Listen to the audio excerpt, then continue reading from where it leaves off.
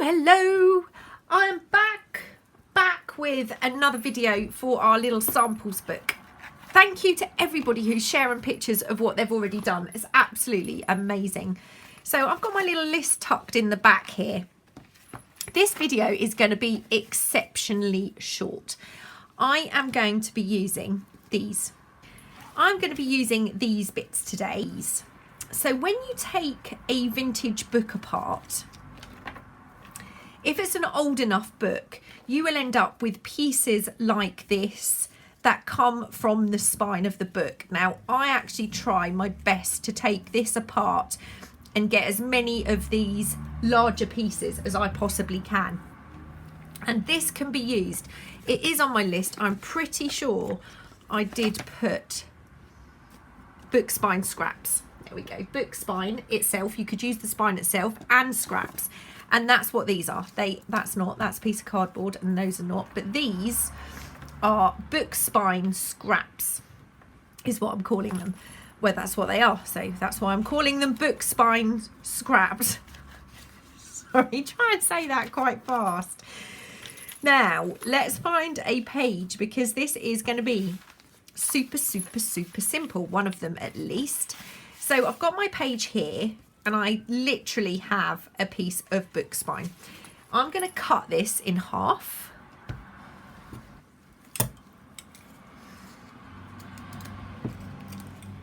Like that. And we have this dangly bit here, which I'm going to be honest with you, I absolutely love. But I'm going to cut that little bit off. Right.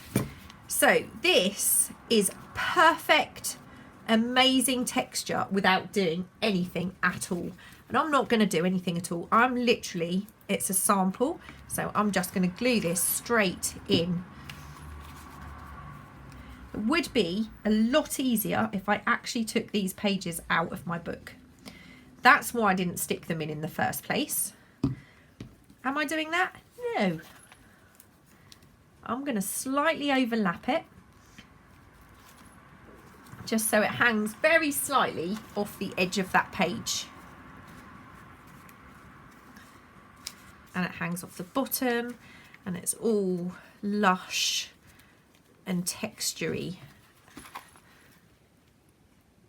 Now, obviously, there is a lot we could do to this. We could sew on it, we could add buttons to it, we could add fabric behind it, we could flick paint on it. This is just one method of using book spine.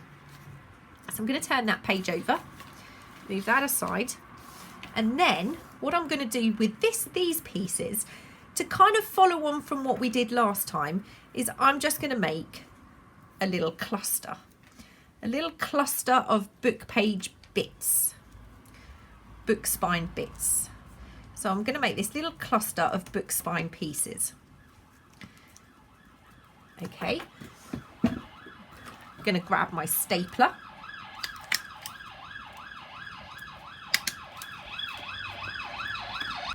You just can't get more texture than that. A little piece of art right there. Now, where shall I put this? I kind of want it, again, hanging over. I think I'm going to put it there. But when you take your books apart, just take as much care as you possibly can. I can spend a long time taking a book apart and salvaging the spine and also as much of the thread as I possibly can. I've got a little jar of it. Where is it? Don't know.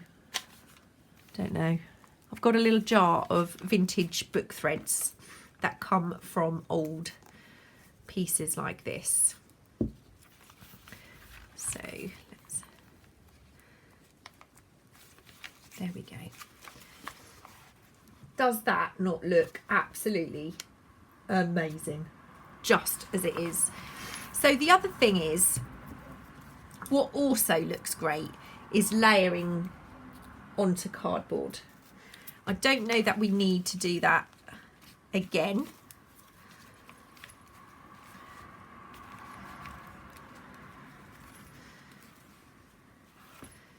layering onto cardboard is great. So what I'm going to do with this piece, do I want to add that much? So we've got the grain going this way on the book spine, and we've got the grain going that way on the cardboard, which I think is great. What I'm going to do is fold that.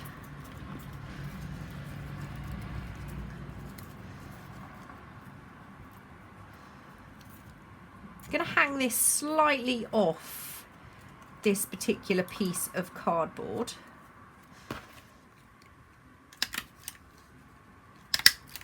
Staple that together, and then I'm going to find my tab. That's a tab page.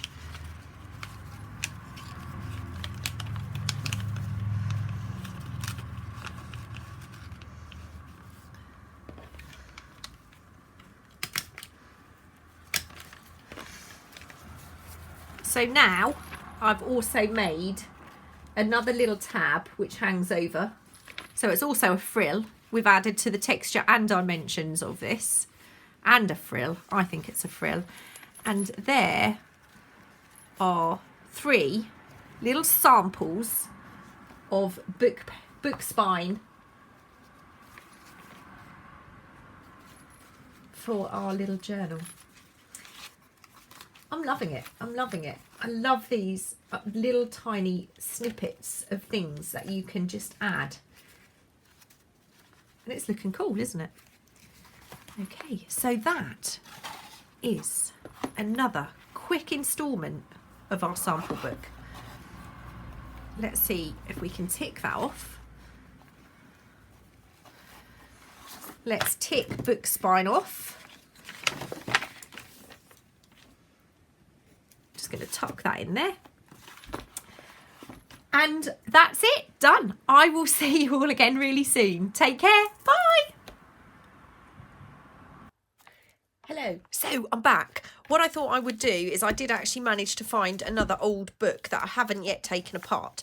I'm going to show you how I do this. Now, I take newer books apart in a very different way. This particular one, the spines are already fairly damaged, so I'm not worried about trying to keep the spine and the book in one piece. So I'm going to start with this one. You wouldn't want to take a book apart like this if you were trying to maintain the full cover. I can do another video on that. I have done a video on that actually, because I take mine apart from the middle. As you can see, this spine is very damaged. So literally from the front page, I just cut down the spine, turn it over, and then cut down there, and that will probably just pull away in most cases. Okay, so that's our rather, you can see that's, you know, not a great cover. Now I'm really sorry, but this does make me really sniffy. What I want to do is maintain as much of this spine as I possibly can. So what I'm going to do is I just start by taking pages away. You can see from doing that, I also get some lengths of the thread. I'm not, I'm not too worried about trying to collect those today. I'm just wanting to show you how I would take a vintage book apart to try and maintain my spine. This is a French medical dictionary, so the chances are the pages in here are probably not going to be the kind of thing that I want to use in my journals. I might use them for a little bit of collage and backing, but I have no idea what that says. Again, if I was using a book where I want to keep the pages double, what I would do is I would go to the centre of the signature. I mean, this book is so frail, it's just falling apart anyway. But what I would do is, I'll show that on another video. I'll do that with a newer book. This is, like I said, this paper feels amazing. So if I used them, I would cover up all of this text. So I'm just going to pull the text away, and there we go. We get another reasonable piece of thread. but I would start with the middle of the signatures if I wanted to. I can't see what I'm doing because I have no software running. It's not working again. So let's move that.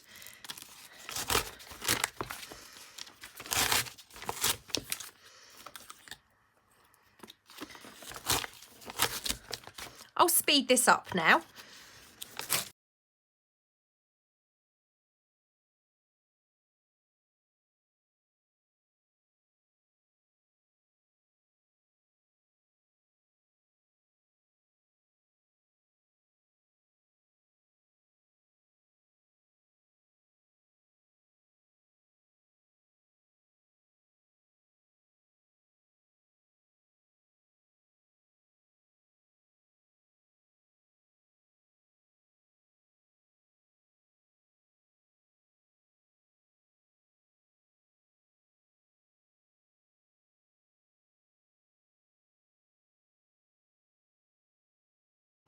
Okay, so we're done. I probably would have done that a lot slower and tried to maintain some of these pieces, but I have a drawer. I'll maybe show that in the next video because there's things in front of it. I can't get it out right now, but I have a drawer full of these pieces. These will go into my jar, and if I'm doing something with buttons where I want it to be tied on with vintage thread, or even adding this in a wad like that and stapling it into place. However, I find that as a waste because this is so gorgeous. Why would you want to use it all in one go?